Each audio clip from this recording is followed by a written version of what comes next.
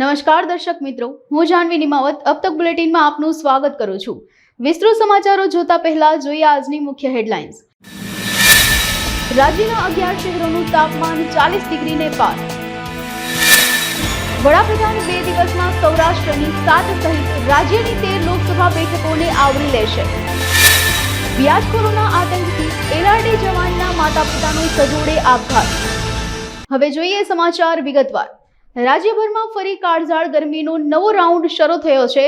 42 degree Celsius તાપમાન સાથે રાજકોટ મંગળવારે રાજ્યનું સૌથી ગરમ શહેર રહ્યું હતું।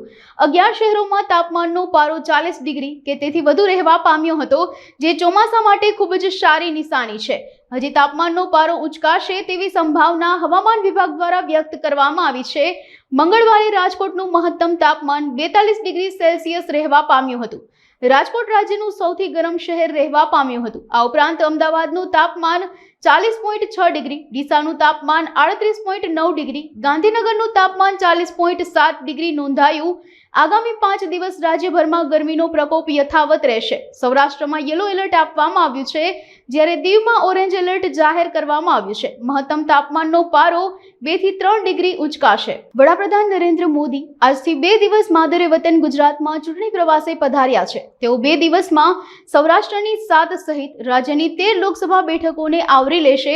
આજે પીએમએ ડીસા અને હિંમતનગરમાં ચૂંટણી સભા સંબોધી હતી। દરમિયાન આવતીકાલે વલ્લભ વિદ્યાનગર, સુરેન્દ્રનગર, જૂનાગઢ અને જામનગરમાં ચૂંટણી સભાઓ ગજવશે। ગુજરાત પ્રવાસના બીજા દિવસે આવતીકાલે પીએમ અંતિમ સભા બપોરના 4:15 કલાકે જામનગરમાં સંબોધશે। વ્યાજખોરો સામાન્ય માનવીની જિંદગીને વ્યાજના વિષ ચક્રમાં સબડાવી ગ્રહણરૂપ બનતા હોય તેવા તો અનેક દાખલાઓ સામે આવી ચૂક્યા છે, પણ જ્યારે સામાન્ય માનવી વ્યાજખોરોના ત્રાસથી ત્રાહિમામ પોકારી ઉઠે તો તેની અંતિમ ઉમેદ પોલીસ પાસે હોય છે। પણ જો પોલીસ જ વ્યાજખોરના ત્રાસથી પીડાતી હોય તેવું જાણવા મળે તો આશા કોની પાસે રાખવી તે એક મોટો સવાલ છે।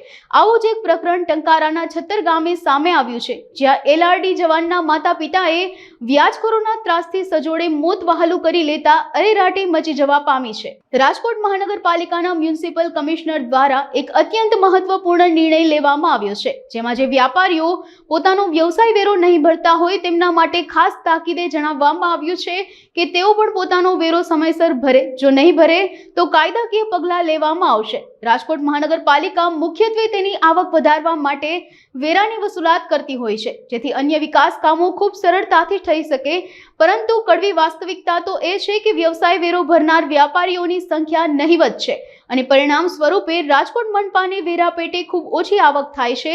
પરંતુ જે પ્રયોગ હાથ ધરવામાં આવ્યો છે તેને આશરે 6 માસ જેટલો માતબર સમય લાગશે, જેથી તે સમયગાળા દરમિયાન રાજકોટ મહાનગરપાલિકા દ્વારા તમામ વ્યાપારીઓને આ અંગે નોટિસ પાઠવી માહિતગાર કરશે। વ્યવસાય વેરામાં રાજકોટનું લાસ્ટ યરનું આપણું ટેક્સ કલેક્શન હતું એ ઓલ ટાઈમ હાઈ રહ્યું છે।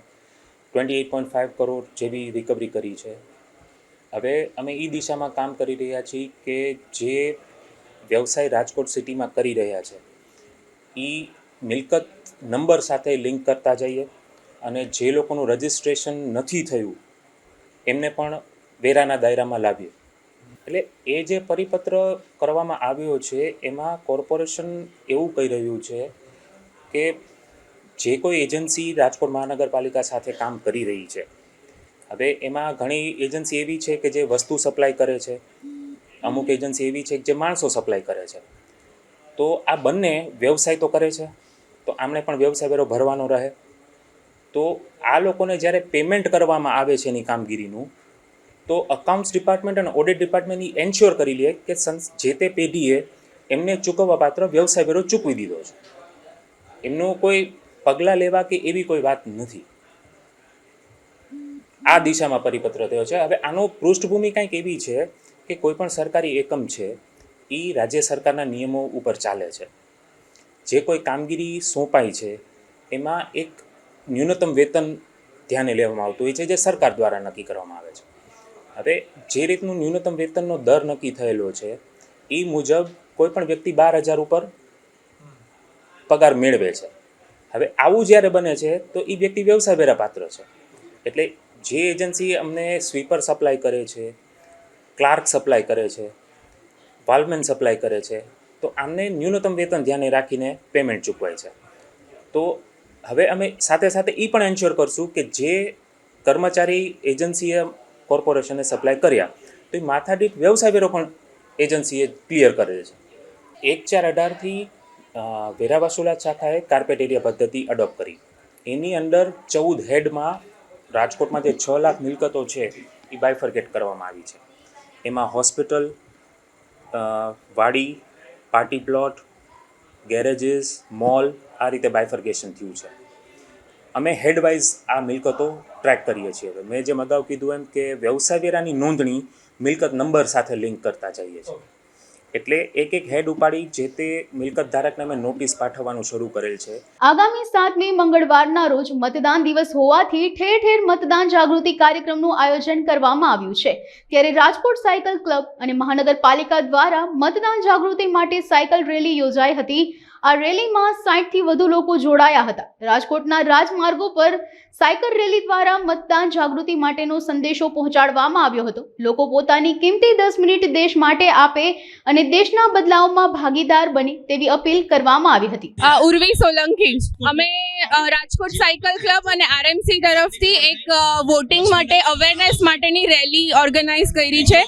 આ રેલીનો મહત્વ એ જ છે કે બધા વોટ કરે અને પોતાના જે અમૂલ્ય મત છે એ વેડફાઈ નહીં એવી રીતે, અને એ દિવસે 7th મેના દિવસે વોટ આપે. અમે લોકો 60 જણા જેટલા છીએ એપ્રોક્સ. હજી બીજા બધા લોકો આવે જ છે, બીજા બધા સાયકલિસ્ટ આવે જ છે હજી, એટલે 60થી 70 જણા હશું અમે લોકો. અહીંયા પહેલાં કિસાનપરા ચોકથી આગળ પછી કોટેશા ચોક, પછી નાના મહુવા સર્કલ, લક્ષ્મીનગર થઈને પાછા કેકેવી આવશું. લોકોને મેસેજ એ જ આપવા માંગશું કે તમારી કિંમતી 10 મિનિટ આપો દેશ માટે અને દેશના બદલાવમાં તમે પણ ભાગીદાર બનો અને વોટ કરો. રાઇડર્સ સાથે બધામાં જાગૃતિ આવે, મતદાનની કિંમત શું હોય છે એ માટે રોટરી ક્લબ દ્વારા જે આયોજન કરવામાં આવ્યું છે એમાં અમે સામેલ થયા છીએ. સાયકલિંગ જે છે એ ખૂબ જ હેલ્ધી એક્ટિવિટી છે. સાથોસાથ જે વોટિંગ છે એ લોકશાહી માટે હેલ્ધી એક્ટિવિટી છે. એટલે આ થકી અમે આ વોટિંગનું પ્રચાર પ્રસાર કરી રહ્યા છીએ. જી, અલગ અલગ ફેસિલિટીઝ પોલિંગ બૂથમાં પ્રોવાઈડ કરવામાં આવશે. સાથોસાથ અમે તકેદારી રાખીએ છીએ કે હીટ વેવથી લોકોને પરેશાની ના હોય. ઘણી બધી સ્વૈચ્છિક સંસ્થાઓ આવીને મતદાનના પ્રચાર પ્રસારમાં લાગેલી છે અને આપ સૌ થકી હું જ અપીલ કરવા માંગુ છું કે મતદાન એ આપણો એક પવિત્ર અધિકાર છે જે આપણે ફરજિયાતપણે આજે સાયકલિંગ થકી જે છે આખા શહેરમાં એક મતદાન જાગૃતિનો સંદેશ પહોંચાડવાનો પ્રોગ્રામ છે. શ્રીમદ રાજચંદ્ર ફાઉન્ડેશન દ્વારા આવતીકાલે 2 મે ગુરુવારે સ્વર્ગસ્થ ધવલભાઈ મહેતાની પ્રાર્થના સભા નિમિત્તે રક્તદાન કેમ્પનું આયોજન કરવામાં આવ્યું છે. આ તકે શ્રીમદ રાજચંદ્ર ફાઉન્ડેશનના વિનયભાઈ જસાણી તથા સ્વ ધવલભાઈ મહેતાના મિત્ર વર્ગે અબતક મીડિયા હાઉસની મુલાકાત લીધી હતી અને કાર્યક્રમ અંગે વિગતવાર માહિતી પણ આપી હતી. વિનયભાઈ જસાણી દ્વારા જણાવવામાં આવ્યું હતું કે અત્યાર સુધી જે રક્તદાન કેમ્પનું આયોજન કરવામાં આવતું હોય છે તે જન્મદિવસ જેવા પ્રસંગે થતું હોય છે, પરંતુ પ્રથમ વખત પ્રાર્થના સભામાં રક્તદાન કેમ્પ યોજવામાં આવી રહ્યો છે, જેની નોંધ સર્વ સમાજ લે તે જરૂરી છે. નમસ્કાર મિત્રો, વિનય જસાણી, શ્રીમદ રાજચંદ્ર ફાઉન્ડેશન. હમણાં તાજેતરમાં જ અમારા ધવલભાઈ મહેતા, રજનીકાંતભાઈ મહેતા, જેમનું 39 વર્ષે નાની વયે ખૂબ ઉત્સાહી, ખૂબ સેવાભાવી, વિશાળ મિત્ર વર્તુળ ધરાવતા અને પ્રહલાદ પ્લોટ જૈન યુવક મિત્ર મંડળ સાથે સંકળાયેલા, ખૂબ સેવા એમને આપેલી છે સમાજને, તો એમનું અવસાન થયું. બધા મિત્રોએ ભેગા થઈ અને ગઈકાલે જ રાત્રે જ નક્કી કર્યું કે નહીં, જવાવાળો જીવ વયો ગયો અને ખૂબ માનવ સુવાસ ફેલાવતો ગયો છે, તો એમની માનમાં આપણે એક રક્તદાન કેમ્પ સિવિલના લાભાર્થે ગોઠવીએ. મિત્રો, આપ સર્વે જાણો છો કે સૌરાષ્ટ્રમાં રાજકોટ મેડિકલ ક્ષેત્રે હબ બની ગયું છે. અત્યારે રાજકોટ સિવિલ હોસ્પિટલમાં દર મહિને હજારો દર્દીઓ આવે છે. જે એવા સાથે દર્દીઓ આવે છે ગ્રામ્ય વિસ્તારમાં એકની સાથે એક, કે જેનું કોઈ દર્દી એક સાથે એક આવે છે કોઈ હોય નહીં, તો એમને વિનામૂલ્યે રક્ત મળે એવા અમારા નમ્ર પ્રયાસ છે. તો મિત્રો, આપણે ઘણી વખત સાંભળીએ છીએ કે જન્મદિવસ નિમિત્તે રક્તદાન કેમ્પ રાખે છે, સ્મૃતિ રૂપે રક્તદાન કેમ્પ રાખે છે, પણ જો કોઈની પ્રાર્થના સભા દરમિયાન નિમિત્તે જો આવી રીતે રક્તદાન કેમ્પ, ભલે ફૂલ નહીં, ફૂલની પાકડી 20, 25, 50, 100 બોટલ થાય, તો અત્યારે રાજકોટ સિવિલમાં એક તો અત્યારે 43-44 ડિગ્રી ઉનાળો, ભર ઉનાળો અને તમામ બ્લડ ગ્રુપની અછત છે, ત્યારે પણ જો આવી રક્તની બોટલ મળશે તો એક માનવ સુવાસ, ખરેખર જેને શ્રદ્ધાંજલિ આપવાની છે એ આપણે અર્પણ કરી શકશું. તો મિત્રો, સમાજને એક સારો આપણે બનાવવો છે, તો આવી રીતે તમે ચક્ષુદાન પણ જાગૃતતાથી કરાવી શકો છો. સ્કિન દાન પણ રાજકોટમાં 2 જગ્યાએ બેંક થઈ ગઈ છે, તો એને પણ સ્કિન બેંકમાં આપણે દાન કરાવી શકીએ છીએ. તો મિત્રો, આવો તમારા બધાના સાથ સહકારથી આવા સામાજિક સેવા કરી શકશું. એક ટૂંકમાં આપને એક નાનકડી જાણ કરી દઉં કે તમારા શરીરમાં 6000 ml રક્ત છે. 6000 ml માંથી માત્ર ને માત્ર 350 થી 450 ml રક્તદાન કરવાનું હોય છે, જે માત્ર 24 થી 48 કલાકમાં જ પરત જથ્થું બની જતું હોય છે. 21 દિવસે નવા સેલ આવતા હોય છે સતત. તો મિત્રો, જે નવું બ્લડ આવે છે ને 24 થી 48 કલાકમાં, એ કુદરતી પતલું આવે છે અને પગથી માંડી મગજ સુધી સર્ક્યુલર કરે છે. સૌ પ્રથમ સ્ફૂર્તિ આપે છે, આપણે કોલેસ્ટ્રોલ મેન્ટેન કરે છે, બીપી મેન્ટેન કરે છે, આયર્ન તત્વ, લો તત્વ મેન્ટેન કરે છે. અને મિત્રો, લેટેસ્ટ રિસર્ચ થયેલું છે કે કેન્સર જેવા નિયમિત રક્તદાતા હોય, કેન્સર જેવા મહારોગો નથી આવતા. તો મિત્રો, સ્વસ્થ વ્યક્તિએ અવશ્ય દર 3 મહિને અચૂક રક્તદાન કરવું જ જોઈએ. તમારા એક વ્યક્તિના રક્તદાનથી 3 વ્યક્તિને નવું જીવતદાન મળે છે. મિત્રો, આપણે કોઈને અમૂલ્ય ભેટ આપવા માંગતા હોઈએ છીએ, તો જિંદગીથી અમૂલ્ય ભેટ કઈ હોઈ શકે? તો તમે નવી જિંદગીનું દાન કરો છો. કોઈક 2 લાખ આપશે, કોઈક 5 લાખ આપશે, કોઈક 5 કરોડ રૂપિયા દાનમાં આપશે. તમે તો 3 ને નવી જિંદગી આપો છો. અવશ્ય રક્તદાન કરો અને રક્તદાન કરાવો. આવી ખરેખર હું તો ધવલભાઈ જતા સુવાસ મુકતા ગયા છે, એમને વંદન કરું છું કે એમના મિત્રો, એમનો બહોળું વિતરણ મંડળ છે અને ગઈકાલે જ રાત્રે બધા ભેગા થયા અને ખૂબ ઉત્સાહથી કે નહીં, આપણે એમના પાછળ કંઈક કરવું છે. તો આજે ભલે જે બોટલ થઈ, સિવિલના લોકો એવા લોકોને જશે. હમણાંની જ એક વાત કરું, સિવિલનો દાખલો આપું તમને, એક નાનકડો દાખલો છે. એમડી વિભાગમાં ગ્રામ્ય વિસ્તારમાંથી એક દાદા આવ્યા, 70 વર્ષના, એમના મિસિસ 65 વર્ષના. એમને HB હિમોગ્લોબિન 3% થઈ ગયું, એને 3 બોટલ ચડાવવાની હતી. ત્યાં એમડી વિભાગના ડોક્ટરે કીધું હોય છે કે ભાઈ 3 બોટલની વ્યવસ્થા કરો. એ દાદા રિસર્ચ ડોક્ટર સામે રડવા માંડ્યા કે હું બ્લડ ક્યાંથી કાઢું. ડોક્ટર એમડી વિભાગમાંથી ફોન આવ્યો અને તાત્કાલિક ડોનરને લઈને ત્યાં જમા કરાવવું પડ્યું. તો આવી સ્થિતિ હોય છે. ક્યારેક મિત્રો, દર્દીઓને આવા જવાના એ લોકોને રૂપિયા પણ ટિકિટના આપવા પડતા હોય છે. તો મિત્રો, આવી સ્થિતિ છે કે તમે પણ સર્વે જાણો છો કે સિવિલમાં કોણ આવશે? શારીરિક, માનસિક, આર્થિક નબળા જેનું કોઈ નથી તે સિવિલમાં આવશે. તો આવો, તમારા બધાના સાથ સહકારથી આ થશે, સેવાનું કાર્ય થશે. અને હું ખાસ અબતક ન્યૂઝ ચેનલ વાળાનો ખાસ આભારી અને ઋણી છું, કારણ કે તેઓ છેવાડાના રક્તદાતાઓ સુધી માહિતી આપે છે, પ્રેરણાદાતા બને છે, માર્ગદર્શન આપે છે. સાથોસાથ ઉત્સાહથી જે પ્રહલાદ પોટ જૈન યુવક મિત્ર મંડળના તમામ મિત્રો આવ્યા છે, એમને પણ હું ખરેખર આભાર અને ઋણી છું. આ વિસાશ્રી માળી કનક રોડ ઉપર છે. સવારના 9 થી બપોરના 1 સુધી છે. મિત્રો, ખરેખર જો આપણે ધવલભાઈને એક શ્રદ્ધાંજલિ, હું તો કહું શ્રદ્ધાંજલિ નો કહેવાય, હૃદયાંજલિ કહું છું. જો એમને ખરેખર આપણે આપવા માંગતા હોય, એમને જે માનવ સુવાસ ફેલાવી છે, પ્રસરાવેલી છે, તો એને આપણે રક્તદાન વધારે રક્તદાતાઓ કરે એવી મારી એક નમ્ર અપીલ છે. અને એ રક્તદાન સિવિલમાં જ જવાનું છે. અને સિવિલમાં તો સાવ એવા લોકો આવવાના છે, જરૂરિયાતમંદ દર્દીઓ કે જેનું કોઈ નથી. હજી એક તમને એક મિત્ર સાવ વાત કરું, બ્લડ એટલે શું એક ટૂંકમાં કહી દઉં. બ્લડ એટલે 70% પાણી છે. એમાં કુદરતે તરતા સેલ મૂક્યા છે. ઈ સેલ સતત રક્તવાહિનીઓમાં વહન કરે છે, શુદ્ધ ઓક્સિજન પહોંચાડે છે અને શક્તિ આપે છે, ઉર્જા આપે છે. આપણે 18 થી 62-65 વર્ષ સુધી જ રક્તદાન કરીએ છીએ. પછી આપણે તમને ખ્યાલ હોય તો વિટામિનની, પ્રોટીનની દવા લેવી પડે, ટેબ્લેટ. શું કામ? કે નવા સેલ નથી બનતા. જ્યાં સુધી નવા સેલ બને છે ત્યાં સુધી, એટલે જ કહે છે કે દર 3 મહિને તમે જો નવું રક્તદાન કરો, નવું રક્ત આવશે, તો એ કુદરતી પતલું આવશે અને ઉર્જા, ઇમ્યુનિટી પાવર વધારશે, તમારી હાર્ટની શક્તિ વધારશે, કાર્ય કરવાની ક્ષમતા વધારશે. તો રક્તદાન કરવાથી ઘણા ફાયદા છે મિત્રો.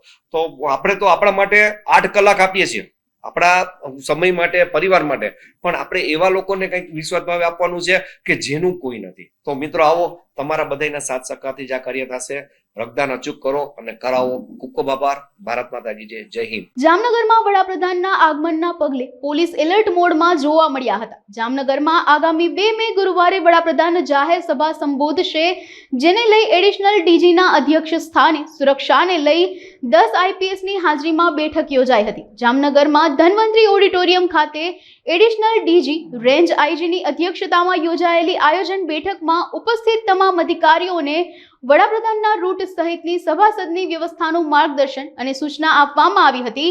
બેઠકમાં જામનગર, દ્વારકા સહિતના જિલ્લા પોલીસ વડા સહિતના 10 આઈપીએસ સહિતના સૌથી વધુ પોલીસ અધિકારીઓની ઉપસ્થિતિ રહી હતી. આગામી 2 તારીખના માનનીય વડાપ્રધાન શ્રીના પ્રોગ્રામ અનુસંધાને પોલીસ બંદોબસ્ત માટે આવેલા તમામ અધિકારી સાથે એક મીટિંગ આયોજન કરવામાં આવેલ હતું. એમાં બેસિક સિદ્ધાંત પોલીસ બંદોબસ્ત શું કરવાનું છે, શું નહીં કરવાનું છે એ બાબતે વિસ્તૃત ચર્ચા કરવામાં આવેલ છે. અને આવતીકાલે આ અનુસંધાન રિહર્સલ પણ 2 રિહર્સલ પણ કરવામાં આવશે. તમામ પ્રકારના બંદોબસ્ત વ્યવસ્થા કરવામાં આવશે અને ડિટેલ અમે શેર કરી શકીએ નહીં અહીંયા, ઠીક છે, but we will take care everything. Surat આમ આદમી પાર્ટીને મોટો ફટકો પડ્યો છે. આપના નેતા અલ્પેશ કથિરિયા અને ધાર્મિક માલવ્યા બાદ માલધારી સેલના ગુજરાત પ્રદેશ ઉપપ્રમુખ પોતાના 100 કાર્યકર્તાઓ સાથે CR પાટીલની ઉપસ્થિતિમાં કેસરીયો ધારણ કર્યો હતો. ગુજરાત પ્રદેશ માલધારી સેલના ઉપપ્રમુખ પિયુષ દેસાઈની સાથે તમામ કાર્યકર્તાઓએ ભારતીય જનતા પાર્ટીનો કેસરીયો ખેસ ધારણ કર્યો હતો. ભાજપના પ્રદેશ અધ્યક્ષ CR પાટીલ તેમજ શહેર ભાજપ અધ્યક્ષ નિરંજન ઝાંઝમેરા દ્વારા માલધારી ચલના તમામ કાર્યકર્તાઓને ભાજપનો કેસરીયો ખેસ પહેરાવીને પાર્ટીમાં આવકારવામાં આવ્યા હતા. આમ આદમી પાર્ટીમાંથી 100 જેટલા આગેવાનો અને કાર્યકર્તાઓ ભારતીય જનતા પાર્ટીમાં પ્રવેશ મેળવી રહ્યા છે. મુખ્ય તો પિયુષભાઈ દેસાઈ, તેઓ ઉપપ્રમુખ છે માલધારી સેલ ગુજરાત પ્રદેશના આપ પાર્ટીના. કાનાભાઈ મકવાણા, મહામંત્રી સુરત જિલ્લા માલધારી સેલના. ફુલાભાઈ દેસાઈ, મહામંત્રી સુરત જિલ્લા માલધારી સેલ. ભીમજીભાઈ કંભલિયા, પ્રમુખ માલધારી સેલ સુરત જિલ્લા. અશ્વિનભાઈ રબારી, પ્રમુખ માલધારી સેલ સુરત શહેર. સાથે સાથે ઘણા બધા આગેવાનો અને કાર્યકર્તાઓએ આજે ભારતીય જનતા પાર્ટીમાં પ્રવેશ મેળવ્યો છે. હું એમને પાર્ટીમાં આવકારું છું અને આવનારા દિવસોમાં જે ચૂંટણી આવી રહી છે ત્યારે આ બધા જ કાર્યકર્તાઓ ભારતીય જનતા પાર્ટીમાં પ્રવેશ મેળવ્યા પછી પોતપોતાનું વતન હોય, સુરત શહેર હોય કે દરેક ક્ષેત્રે પોતે પ્રચાર કાર્યમાં જોડાઈ જશે એવી એમણે પણ રજૂઆત કરી હતી કે અમે ભારતીય જનતા પાર્ટીનો પૂરજોશમાં પ્રચાર કરીશું. આદરણીય વડાપ્રધાન નરેન્દ્રભાઈ મોદી સાહેબની વિકાસની રાજનીતિ અને એમણે મોદી સાહેબે આ દેશનું જે ગૌરવ વધાર્યું છે અને આદરણીય પાટીલ સાહેબના સંગઠનની કુશળ રણનીતિ, આ બધા જ સમીકરણોને ધ્યાનમાં રાખી તેઓ આકર્ષિત થયા હતા અને આજરોજ ભારતીય જનતા પાર્ટીમાં જોડાયા છે. પુનઃ હું એમનું સૌનું સ્વાગત કરું છું, આવકારું છું. ધન્યવાદ. મારું નામ દેસાઈ પિયુષ ભુરાભાઈ. હું પહેલા આમ આદમી પાર્ટીમાંથી માલધારી સેલની જવાબદારી નિભાવી રહ્યો હતો ગુજરાત પ્રદેશની.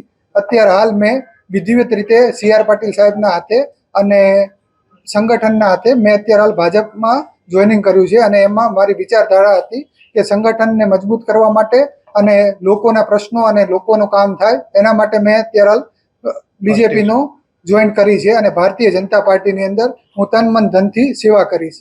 સુરતની લોકસભા બેઠક બિનહરીફ જાહેર થઈ છે, પરંતુ હજુ સુરતમાં નવસારી અને બારડોલી લોકસભા બેઠક માટે ચૂંટણી યોજાનાર છે. કલેક્ટરે પ્રેસ કોન્ફરન્સ કરીને કહ્યું કે 7 વિધાનસભા વિસ્તાર સુરત બેઠક હેઠળ આવે છે, ત્યાં મતદાન થવાનું નથી. જો કે 9 વિધાનસભા વિસ્તારમાં ચૂંટણી યોજાનાર છે, જેના માટે પૂર્ણ તૈયારી કરી દેવામાં આવી છે. મતદાન વધારવા માટે મતદાન જાગૃતિ અભિયાન પણ ચૂંટણી અધિકારી દ્વારા હાથ ધરવામાં આવ્યું હતું.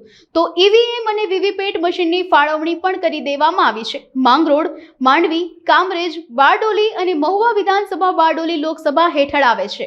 મિત્રો, આપણે સૌ જાણીએ છીએ કે લોકસભાની સામાન્ય ચૂંટણી 2024માં સુરત જિલ્લામાં સમાવિષ્ટ 24 સુરત પાર્લામેન્ટરી કોન્સ્ટિટ્યુએન્સી એ બિનહરીફ જાહેર થઈ છે.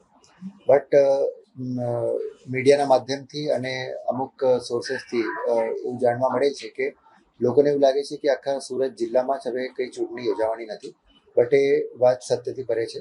આપને જણાવવા માગું છું કે સુરત જિલ્લામાં 16 એસેમ્બલી સેગમેન્ટ્સ છે જે 3 પાર્લામેન્ટરી કોન્સ્ટિટ્યુઅન્સીમાં વહેંચાયેલ છે.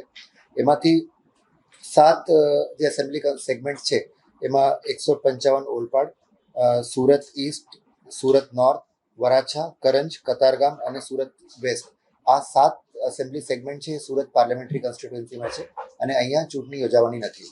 બટ આના સિવાયની જે 9 એસેમ્બલી સેગમેન્ટ છે જેમાંથી માંગરોળ, માંડવી, કામરેજ, બારડોલી અને મહુવા, આ જે એસેમ્બલી સેગમેન્ટ છે એ બારડોલી લોકસભામાં જાય છે, એટલે આમાં ઇલેક્શન યોજાવાના છે. સાથે સાથે જે 25 નવસારી પાર્લામેન્ટરી કોન્સ્ટિટ્યુઅન્સી છે એના અંતર્ગત લિંબાયત, ઉધના, મજુરા, 84, એટલે મોટાભાગનો જે સિટીનો વિસ્તાર છે એમાં સમાવેશ છે. એટલે સુરત શહેરમાં આ જગ્યાઓ ઉપર ચૂંટણી યોજાવાની છે. આપણે આની વાત કરીએ તો બારડોલી પાર્લામેન્ટરી કોન્સ્ટિટ્યુઅન્સીમાં 1585 મતદાન મથકો જે છે એ સુરત જિલ્લામાં સમાવેશ થાય છે. સાથે સાથે જે 1297 જેટલા મતદાન મથકો છે એ 25 નવસારી પાર્લામેન્ટરી કોન્સ્ટિટ્યુઅન્સીમાં સમાવેશ છે, જેનું ઇન્ક્લુઝન છે એ સુરત જિલ્લામાં થાય છે. એટલે અહીંયા ચૂંટણી યોજાવાની જ છે. બીજી વાત કરીએ તો મતદારોની વિગતમાં પણ બારડોલી પાર્લામેન્ટરી કોન્સ્ટિટ્યુઅન્સીમાં 15,40,000 જેટલા મતદારો અને નવસારીમાં 14,39,000 જેટલા મતદારો છે પોતાના મતાધિકારોનો પ્રયોગ કરી શકશે. લોકસભાની ચૂંટણીને હવે ગણતરીના દિવસો બાકી રહ્યા છે અને લોકોને ઠેર ઠેર મતદાન જાગૃતિના કાર્યક્રમો કરવામાં આવી રહ્યા છે, જેને લઈ રાજ્યસભાના સાંસદ પરિમલ નથવાણીનું નિવેદન આપ્યું હતું અને તેઓએ જણાવ્યું હતું કે આગામી 7 મે લોકસભાની ચૂંટણી આવી રહી છે. આપ સૌએ ઇલેક્શનના પર્વને ઉજવવાનો છે, મતદાન અવશ્ય કરવાનું છે. મતદાન દરમિયાન કોઈ અનિચ્છનીય બનાવ ન બને તેનું ખાસ ધ્યાન રાખવું. આજ રોજ જામનગરમાં મિત્રોને મળતા આપ સૌને ખૂબ ખૂબ અભિનંદન કે આજે ટૂંકા સમયમાં આપ સૌ આવ્યા, એ બદલ હું આપ સૌનો આભારી છું. સોશિયલ મીડિયાની મેં જે વાત કરી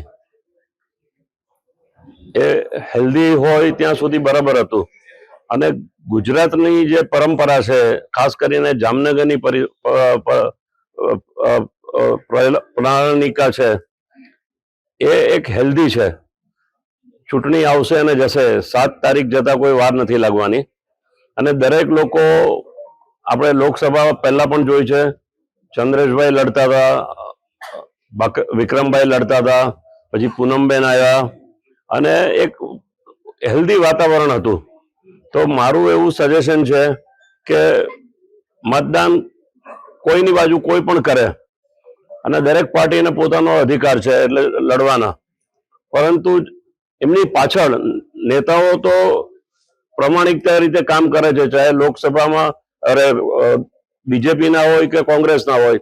પરંતુ આજે જે એક ભાવ ઉભો થયો છે સોશિયલ મીડિયામાં દેખાઈ જવાનું, ટપોરીગીરી કરવાની, એ આવી પ્રણાલિકા પેલા જામનગરમાં નહોતી અને અમુક લોકો એવા આવી ગયા છે કે જે આ આપણા જામનગરનું નામ ખરાબ કરે છે, આખા જિલ્લાનું. એ વસ્તુને મેં આપને સૌને રિક્વેસ્ટ કરી. બીજી મારી વાત છે કે ઇલેક્શન 7 તારીખે છે. આપ સૌએ ઇલેક્શનના પર્વને ઉજવવાનો છે, મતદાન કરવાનું છે. મતદાન દરમિયાન કોઈ એવા બનાવ ન બને એ આપણે સાથે જોવાનું છે અને મતદાન જે આવે એ લોકશાહી પ્રમાણે આવશે.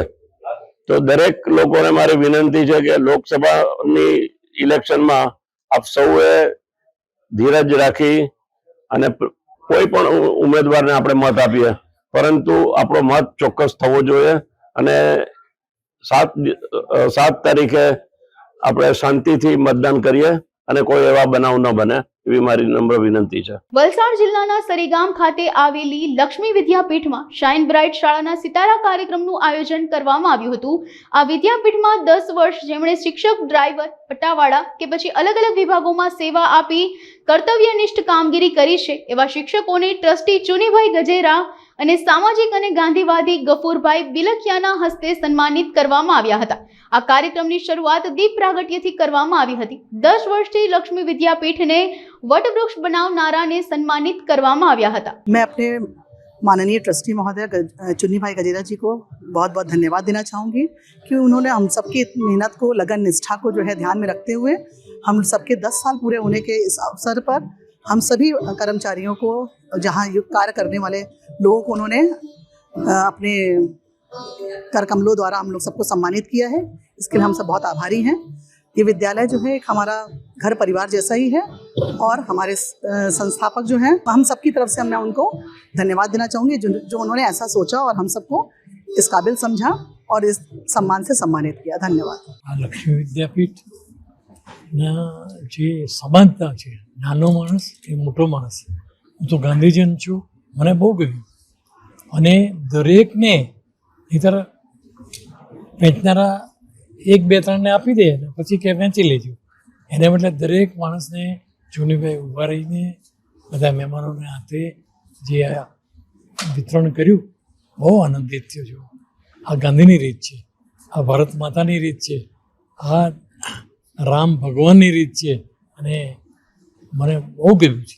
અમારા ટ્રસ્ટનો મોટિવેશન અને એક લોગો છે one happiness. Shrimati Shantaben Haribhai Gajera charitable trust સંચાલિત લક્ષ્મી વિદ્યાપીઠ સરીગામ ખાતે આજે 18 વર્ષ પૂર્ણ કરીને 19મા વર્ષમાં હવે પ્રવેશ કરવા જઈ રહ્યું છે, ત્યારે વોચમેનથી લઈને પ્રિન્સિપાલ સુધી તમામ લોકોને હું 10, 12, 15, 17 વર્ષથી જે લોકો સેવા આપી રહ્યા છે અને જેની મહેનતથી આ લક્ષ્મી વિદ્યાપીઠના હજારો બાળકો એજ્યુકેશન પ્રાપ્ત કરી રહ્યા છે, એ તમામનું ટ્રસ્ટ દ્વારા અને માન્ય શ્રી ગફુરભાઈ બિલખિયા જે પદ્મશ્રી છે અને સાઉથ ગુજરાતના આમ તો મહાત્મા ગાંધી કહેવાય એવા અમારા વડીલ મુરબ્બીની સાથે અને એમના સાનિધ્યમાં આજનો આ કાર્યક્રમ અમે યોજ્યો છે।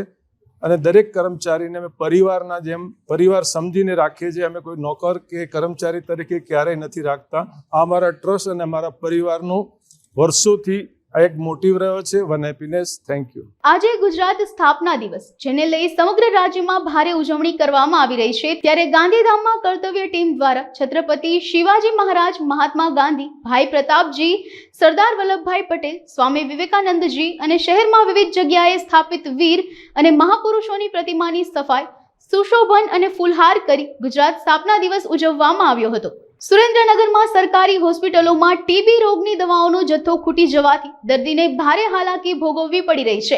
જિલ્લાની સરકારી હોસ્પિટલમાં ટીબી રોગની દવા ખૂટી જવાથી ટીબી રોગમાં 1000થી વધુ દર્દીઓ પરેશાન બન્યા છે। અહીં આવતા દર્દીઓએ જણાવ્યું હતું કે 30 એપ્રિલ બાદ જિલ્લાની સરકારી હોસ્પિટલમાં ટીબી રોગની દવાઓ જ ઉપલબ્ધ નથી।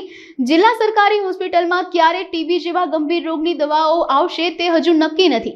આ સમગ્ર મામલે આરોગ્ય અધિકારીએ અજાણ હોવાનું જણાવ્યું હતું। ગુજરાતની અંદર આરોગ્ય બાબતે જે સરકારની બેદરકારી છે એ સામે આવી રહી છે। એમાં કોરોના વેક્સિનની વાત કરીએ તો પણ જે સરકારની ખરેખર ગંભીરતા હોવી જોઈએ એ વેક્સિન મુદ્દે ગંભીરતા નહોતી અને અનેક લોકો આજે મોતનો શિકાર બન્યા છે। ત્યારે એક નવી ઘટના સામે આવી છે કે ગઈકાલથી ગુજરાતની અંદર સરકારી હોસ્પિટલોમાં ટીબીની સંપૂર્ણ દવા ખાલી થઈ ગઈ છે। આજે 15,000થી વધારે ટીબીના પેશન્ટો દવા વગર રજળપાટ કરી રહ્યા છે। સુરેન્દ્રનગરની વાત કરીએ તો આજે અમે સુરેન્દ્રનગર જિલ્લા આરોગ્ય અધિકારીને રજૂઆત કરવા આવેલા। જિલ્લા આરોગ્ય અધિકારી ટીબીની દવા નથી મળતી એની ચિંતા નથી કરતા। એ પ્રધાનમંત્રી જ્યાં ઉતરવાના છે આવતીકાલે ત્યાં ચૂંટણીમાં વ્યસ્ત છે। જ્યારે અધિકારીઓ ચૂંટણીમાં વ્યસ્ત હોય અને જે દર્દીઓ છે એ દવા વગર રજળપાટ કરતા હોય ત્યારે આ ખરેખર એક ચિંતાજનક વિષય છે। આજે ગુજરાતમાં ટીબીની દવાઓ ખાલી થઈ ગઈ છે। સુરેન્દ્રનગરમાં ગઈકાલે એક ડોક્ટરે મેસેજ વાયરલ કર્યો છે કે અમને કોઈ દાતાઓ દાન આપે તો અમે ટીબીની દવા ખરીદી શકીએ। જો ખરેખર ટીબીની દવા ન મળે તો દર્દીઓનું મૃત્યુ થાય આ નક્કી છે। તેમ છતાંય સરકારની કોઈ ગંભીરતા નથી, આરોગ્ય વિભાગની કોઈ ગંભીરતા નથી અને આરોગ્ય સાથે ગુજરાતની જનતાના આરોગ્ય સાથે કોરોના કાળમાં પણ ચેડા થયેલા છે। હાલ ટીબીના દર્દીઓ સાથે ચેડા થયા છે। પૂરતો સ્ટાફ પણ નથી અને જે આરોગ્યના સંસાધનો ઉપલબ્ધ હોવા જોઈએ આજે અમને જાણવા મળ્યું કે 50% હોસ્પિટલોમાં આરોગ્યના સંસાધન પણ નથી. જિલ્લા ટીબી અધિકારીને તાત્કાલિક સ્ટોક નથી તો પરચેજ કરવાની સૂચના આપી દીધેલી. આરોગ્ય વિભાગની કોઈ ગંભીર સ્ટોક સપ્લાય જે મળવો જોઈએ સમયસર નથી મળ્યો એ પ્રશ્ન છે અને ધ્યાનમાં આવ્યું છે એટલે તાત્કાલિક જિલ્લા કક્ષાએથી પરચેજ કરીને દર્દીઓને દવા પ્રોવાઈડ કરવામાં આવશે. ટૂંકા ગાળામાં દવા લઈ જિલ્લા કક્ષાએથી પરચેજ કરીને દર્દીઓને પહોંચાડવામાં આવશે. એવું કોઈ રજૂઆત ખાલી થઈ અત્યારે ગઈકાલે જ મારા સુધી ધ્યાનમાં કે સ્ટોક ખાલી થયો છે, સપ્લાય નથી મળ્યો તો તાત્કાલિક પરચેજ કરી અને દર્દીઓને પ્રોવાઈડ કરવામાં આવશે. સામાન્ય રીતે ટીબીના દવા લેતા હોય છે, 6 મહિનાનો કોર્સ હોય છે. ગંભીર પ્રકારની કંઈક ગંભીર બીમારી હોય, વધારે પડતો ટીબી, એ કિસ્સામાં ટીબીથી મરણ નહીં અન્ય કારણે મરણ થતા હોય છે. ટીબીના કારણે મરણ લગભગ દવા ટૂંકા ગાળામાં ઘણી વખત 1-2 દિવસમાં કોઈ એવા પ્રશ્ન ગંભીર બનતા નથી, સામાન્ય છે. પરસોત્તમ રૂપાલા વિરુદ્ધ ક્ષત્રિય સમાજમાં વિરોધ જોવા મળી રહ્યો છે, જેને લઈ ક્ષત્રિય સમાજ દ્વારા ધર્મરથ ફેરવવામાં આવી રહ્યો છે.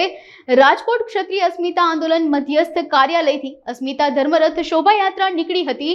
શહેરના 18 વોર્ડમાં ધર્મરથ શોભાયાત્રા નીકળી. આવતીકાલે કાગવડ ખાતે અસ્મિતા રથની પૂર્ણાહુતિ થશે, જ્યાં ઘણી સંસ્થા ધર્મરથ સાથે જોડાશે. જૂનાગઢમાં ગત ચોમાસામાં ગિરનાર પર ભારે વરસાદને લીધે પૂર જેવી સ્થિતિનું નિર્માણ થયું હતું અને શહેરમાં પૂરના પાણી ઘૂસી ગયા હતા. ત્યારથી આજ દિવસ સુધી વાણંદ સોસાયટી વિસ્તારમાં આવેલ વોકડા સફાઈની કામગીરી મનપા દ્વારા કરવામાં નહોતી આવી, જેથી સ્થાનિક મહિલાઓએ ગઈકાલે હોબાળો મચાવી મતદાન બહિષ્કારની ચીમકી ઉચ્ચારી હતી. આ અહેવાલ પ્રકાશિત કરવામાં આવ્યો હતો. મીડિયામાં અહેવાલ પ્રકાશિત થતાં જ તંત્ર વહેલી સવારથી દોડતું થયું હતું અને વાણંદ સોસાયટી વિસ્તારમાં આવેલ વોકડા સફાઈની કામગીરી શરૂ કરવામાં આવી છે, જેથી સ્થાનિક લોકોએ મીડિયાનો આભાર વ્યક્ત કર્યો હતો અને મહાનગરપાલિકા દ્વારા આ કામગીરી યથાવત રાખવામાં આવે અને અન્ય તળાવની પણ સફાઈ વહેલી તકે કરવામાં આવે તેવી માંગણી કરવામાં આવી છે. હું વોર્ડ નંબર 9 માંથી ધારાબેન ગોયલ. અમે 2 દિવસ પહેલા જે અરજી કરેલી હતી કે ભાઈ અમારું તળાવ સાફ કરાવો, અમારે ચોમાસામાં તકલીફ પડે છે, પણ આજે નગરપાલિકાએ ન્યૂઝનો હું આભાર માનું છું બધાનો કે એ લોકોએ જે રિપોર્ટિંગ કર્યું છે એની હિસાબે આજે નગરપાલિકા આવીને સવારથી કામગીરી લાગી ગયા છે. પણ જે મારા ઘર પાસેનું તળાવ છે અહીંયા એસઆઈ આવ્યા હતા આજે નગરપાલિકામાંથી, એને અમને એમ જણાવ્યું છે કે હું મામલતદાર ઓફિસે અરજી કરું છું અને વહેલા તકે સાફ કરે જવાબદારી એને લીધી છે. પણ જો અમે એનો આભાર માનીએ, જવાબદારી લીધી છે તો એ પૂર્ણ કરે. જો 2-3 દિવસમાં એની જવાબદારી પૂર્ણ નહીં કરે તો પાછું યથાવત અમારી મહિલાઓનો આ જ કાર્યક્રમ રહેશે. અમારી સોસાયટી જ્યાં લગી સાફ નહીં થાય, વોકડા તળાવ જ્યાં એક કામ નહીં થાય ત્યાં સુધી અમે મતદાન કરશું નહીં. અમે મતનો બહિષ્કાર કરીએ છીએ.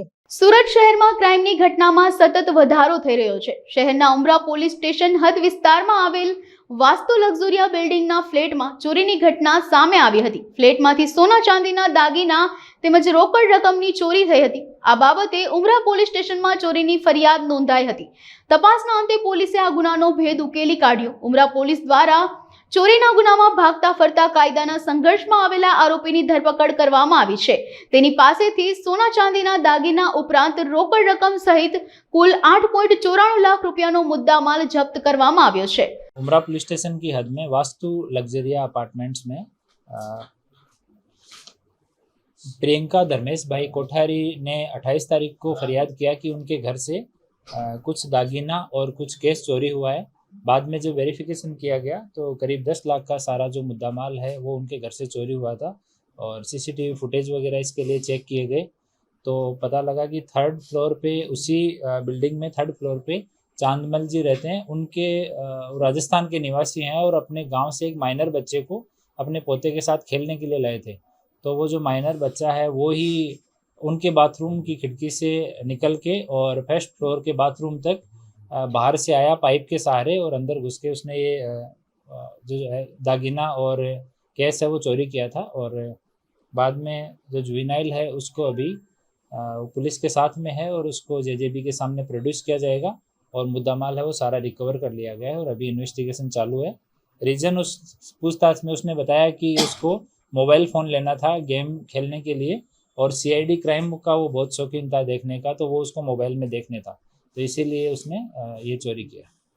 वहाँ पे एक हमें फुटप्रिंट मिला था तो वो फुटप्रिंट जो बाथरूम में वो लड़का इनके यहाँ पे प्रियंका जी के यहाँ पे जिस बाथरूम में निकला उस बाथरूम को वो रेगुलर यूज़ नहीं करते थे. तो उसमें मिट्टी जमी हुई थी और उसमें फुटप्रिंट मिले। तो बाद में हमारे पिपलोद चौकी की जो टीम है उन्होंने वो फुटप्रिंट एफएसएल के साथ उनकी मदद से वो मैच करवाने की कोशिश की। तो बाद में उस फुटप्रिंट को देख के इस बच्चे पे शक हुआ, तो कई देर तक इससे पूछताछ की गई, प्यार से काफ़ी बार पूछा गया। तो बाद में उसने कबूल कर लिया कि ऐसे ऐसे मैंने चोरी किए, और उसने जो बाथरूम वो यूज करता था उसमें कमोड के ऊपर उसने ये सारा चोरी करने के बाद में गहना और ये कैश छुपा दिया था। तो वहीं से रिकवर भी हो गया। बताया नहीं उसने, ऐसा काफ़ी पूछा कि ये आइडिया कहाँ से आया, पर वो इनडायरेक्टली उसने बताया कि वो सीआईडी क्राइम का बहुत शौकीन है, तो मे भी उसको वहाँ से इस तरह का आइडिया आया। वो तो उसने रैंडम अटेम्प्ट किया था, उसने अटेम्प्ट किया और बाद में जब वो घर के अंदर घुसा तो उसने घर में ग्लास भी फेंक के देखा।